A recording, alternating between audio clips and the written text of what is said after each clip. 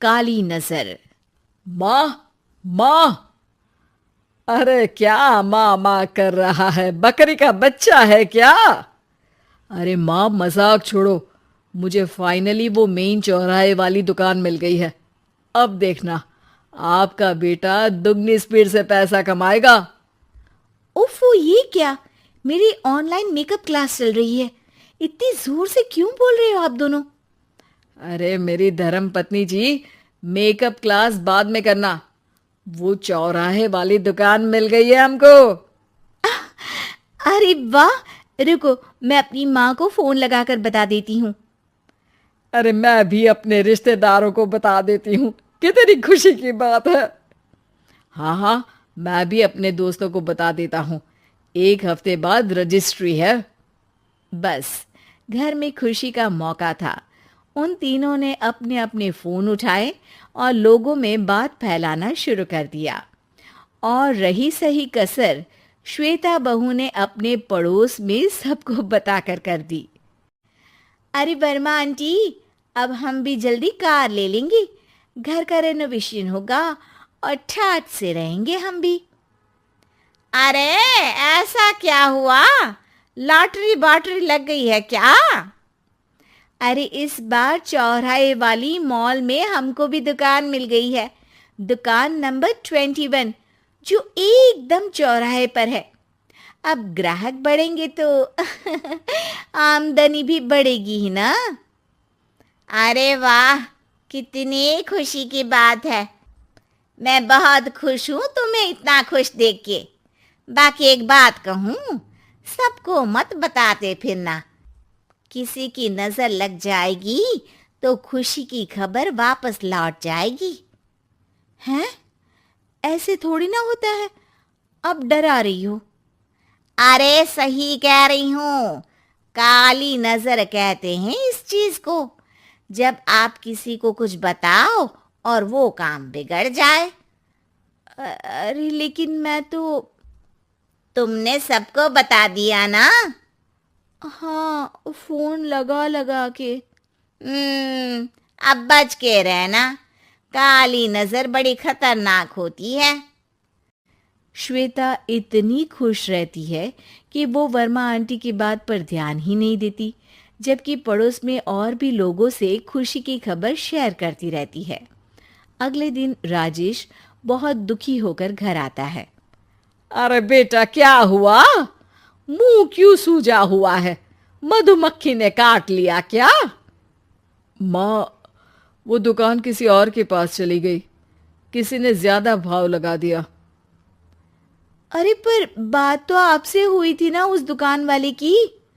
हाँ, आज मैं टोकन अमाउंट देने गया था, तब मुझे पता चला।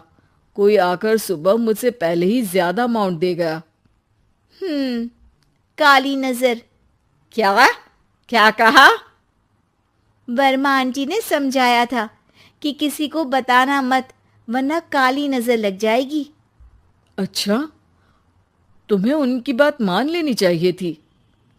उनकी बात मान लेती, लेकिन उसके पहले ही सबको बता चुके थे ना हम तीनों।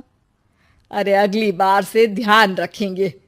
कोई भी नई चीज होगी तो किसी को नहीं बताएंगे। तीनों कुछ दिन ऐसे ही रहते हैं, पर एक दिन श्वेता को एक मेल आता है।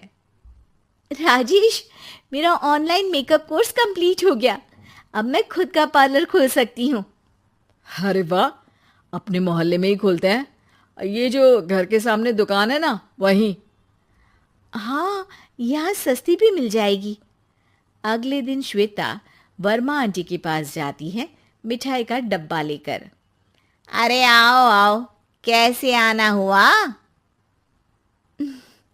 जोर से नहीं बोलूंगी। वो सामने वाली दुकान है ना, वहां मैं अपनी पार्लर की दुकान खोलने वाली हूँ। उसकी मिठाई है। अरे वाह, बहुत बधाई हो तुमको।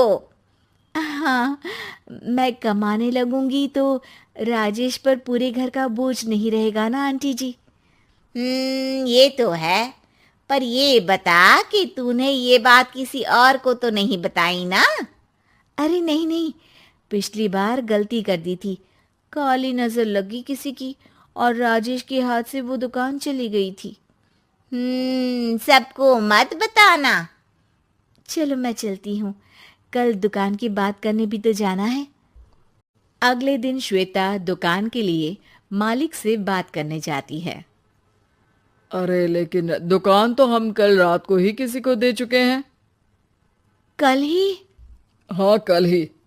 2 दिन बाद कोई यहाँ पार्लर भी खोल लेगा। अब कहीं और दुकान देख लीजिए। अरे पर हमको भी तो पार्लर ही खोलना था।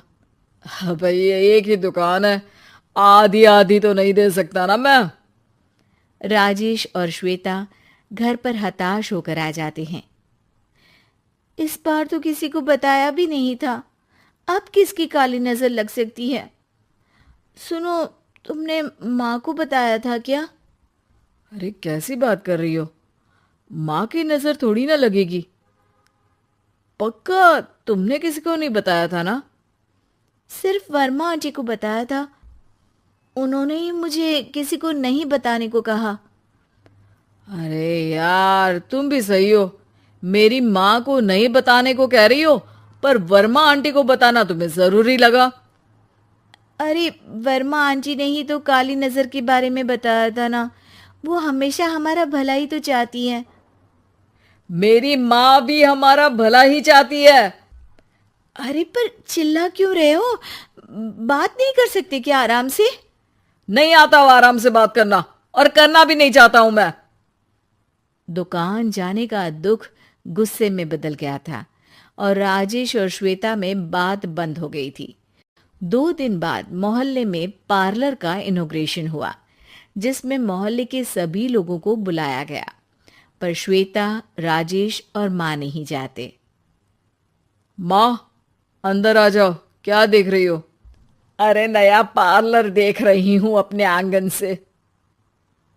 देखो, माँ को दूसरे का सुख देखने में कितना मजा आ रहा है, मेरा दुख नहीं दिख रहा इन्हें। यहाँ मेरा पार्लर भी तो हो सकता था। अरे चुप रहो यार, हर बात में लड़ाई क्यों ढूंढ रही हो? राजेश और श्वेता फिर बहस करने लगते थे। तभी माँ ने दोनों को बाहर बुलाया। अरे जरा देखो तो दुकान चलाने वाले का बोर्ड पर नाम क्या लिखा है? श्रुति वर्मा। गाड़ी निकाल बेटा, हमें कहीं जाना है। काली नजर का इलाज कराने? राजेश अपनी बाइक निकालता है। तीनों ट्रिपलिंग कर रहे हैं। माँ राजेश को उस मॉल वाली दुकान पर लेकर जाती है जहां राजेश अपनी दुकान खोलने वाला था। यही दुकान लेना चाहता था ना तू? हाँ, पर इनको भी दुखी करने लेकर आई हो क्या यहाँ पर दुकान दिखाकर? वहाँ काफी नहीं था? अरे श्वेता थोड़ा सब्र रख, अभी पता चलेगा कि हम यहाँ क्यों आए हैं। बता, इस दुकान चलाने वाले का नाम क्या है? अनुपम वर्मा। कुछ समझ में आया?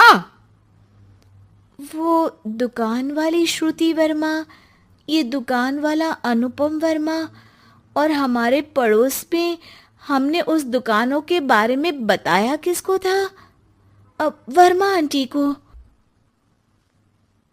मतलब वर्मा आंटी ही हमारा काम बिगाड़ रही है? नहीं नहीं, ऐसा नहीं हो सकता, ये बस इत्तेफाक है। राजेश अपना फोन निकालता है और श्रुति वर्मा और अनुपम वर्मा के नाम फेसबुक पर सर्च करता है, जहां ये दोनों ही वर्मा आंटी के रिश्तेदार होते हैं। श्वेता को समझ में आ जाता है कि वर्मा आंटी की ही नजर काली नजर है। अब क्या करना है? कोई भी खुशी की खबर हो तो काली नजर से बचना है, यानी वर्मा आंटी से बचना है। अरे पर मुझे ये समझ में नहीं आया कि वो हमारे साथ ऐसा क्यों करेंगी। अरे बेटा, एक सीख है, दूर के आदमी को आपकी तरक्की से कम परेशानी होगी, पड़ोसी को ज्यादा। दोनों माँ की बात में हामी भरते हैं और अगला काम चुपचाप करने की कसम खाते हैं, ताकि आगे से वर्मा आंटी कोई काम ना बिगाड़ सके।